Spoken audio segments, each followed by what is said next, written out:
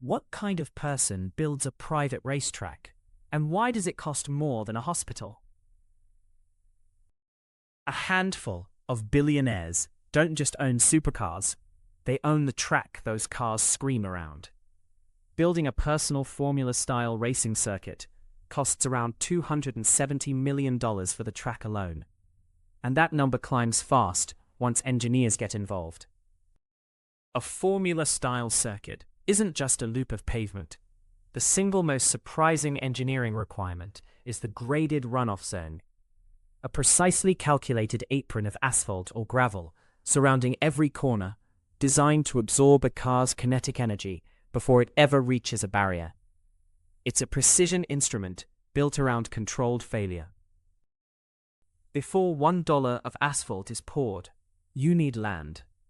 A full-length private circuit typically demands between 50 and 200 acres, depending on the layout.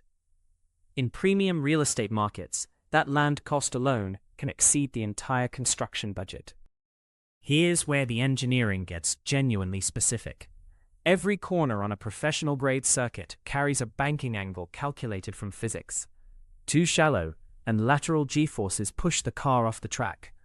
Too steep, and the car fights its own weight going uphill. Engineers calculate that tilt using a principle called superelevation, the measured sideways slope of a road surface that holds a vehicle on its intended path through a curve. The faster the corner and the tighter the radius, the steeper the required tilt. A corner designed for 150 miles per hour demands a fundamentally different geometry than one designed for 60. Every degree is deliberate. Runoff zones are the most expensive nothing in motorsport. These wide gravel or asphalt aprons surrounding each corner exist purely to catch a car that loses control. On a private track, they can consume more square footage than the racing surface itself. Here's the counterintuitive part. Spending more on a grander circuit doesn't automatically make it safer. Poorly positioned runoff zones, or corners with mismatched banking, can create danger that a modest, well-engineered layout avoids entirely. Engineering discipline beats raw expenditure. Pit garages are where the budget quietly explodes. The line item most people overlook is the integrated fire suppression system, ceiling-mounted nozzles, pressurized tanks, and heat sensors built into every bay. Each system alone typically costs between $2,000 and $15,000 before a single tool is hung on the wall. Beneath the asphalt lies a system most visitors never consider: drainage. A racing surface must shed water in milliseconds to maintain grip. Subsurface drainage networks on a full circuit can run tens of thousands of linear feet of perforated pipe. Here's the misconception worth correcting directly. A 2023 Schwab Modern Wealth survey found that Americans equate visible luxury spending with financial success. Yet the data consistently shows the opposite.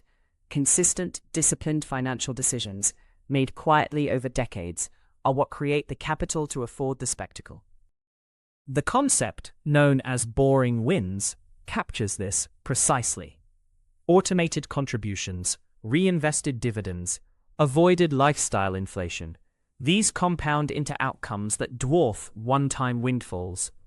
The racetrack is the celebration, not the strategy that funded it. Think about this for a second. More income, logically, should mean more security. But here's the surprise that stops most people cold. When earnings rise, lifestyle costs tend to rise faster. Bigger houses, more staff, more complexity. Without structure, higher income produces higher fragility, not higher security. The structural fix is automation. Routing income into investment accounts before it touches a spending account eliminates the human error of discretionary choice. You can't spend what you never see. This isn't a trick. It's a system.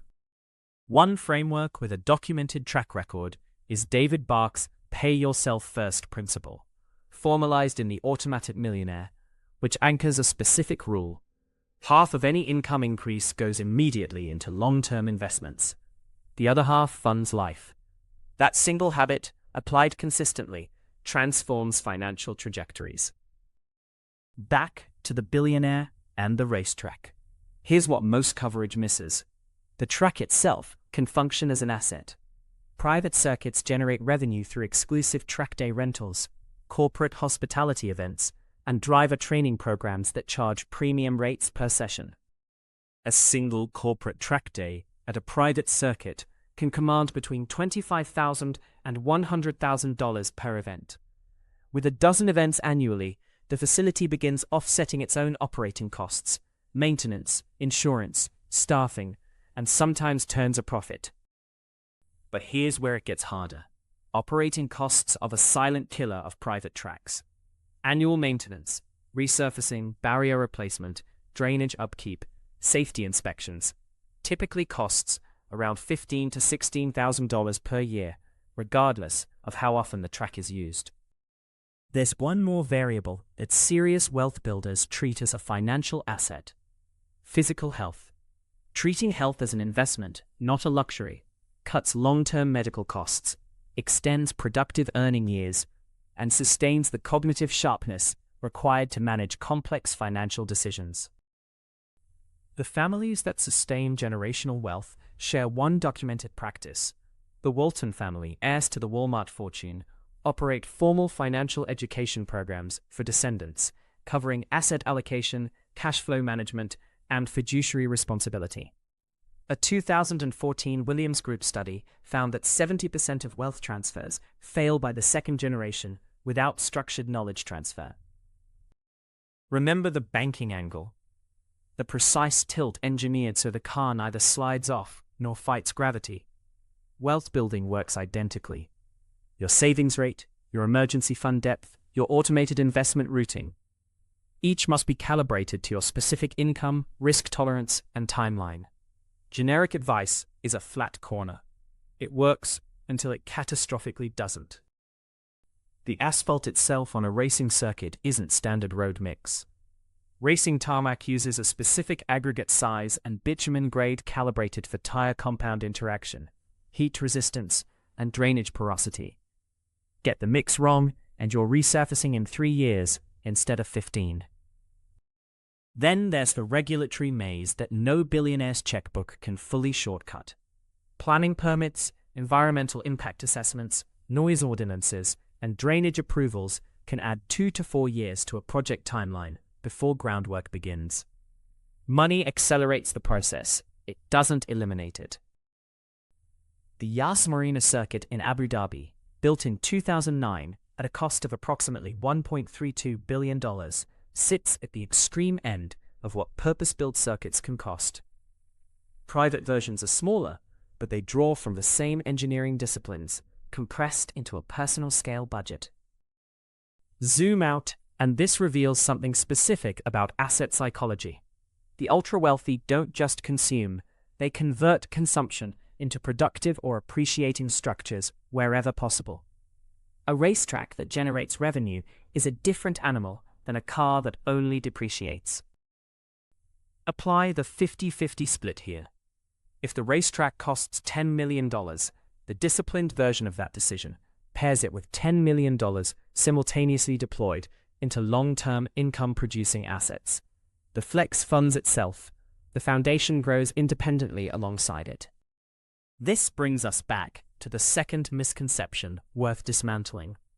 More income does not automatically mean more financial security. Mike Tyson earned an estimated $300 million during his boxing career and filed for bankruptcy in 2003. Undone not by low income, but by annual costs that dwarfed his earnings. Security comes from the ratio of assets to liabilities, not the size of a paycheck. The solution at every income level is identical. Automate the allocation before discretionary spending can intercept it. Whether the income is $50,000 or $50 million annually, automated investment routing is what separates wealth accumulation from wealth performance. There's also a generational dimension. A private racetrack, counterintuitively, can become a vehicle for financial education within a family. Running the facility as a business, managing event revenue, controlling costs, reading profit and loss statements, is applied financial literacy at the highest stakes. Here's a number that reframes everything. Industry analysts estimate fewer than 1 in 5 private racing circuits ever achieves operational break-even. The rest run as pure cost centers. That gap between the dream and the balance sheet is precisely where engineering discipline and financial discipline converge.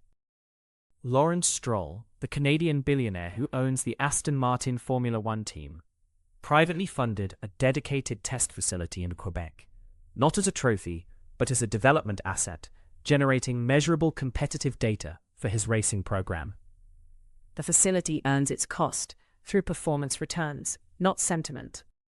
So what makes a private racetrack worth millions? Not the asphalt, not the banking angles, not even the supercars. It's the financial discipline built over decades that makes the extravagance possible, and the engineering mindset that makes it last. Build the track, but build the foundation first.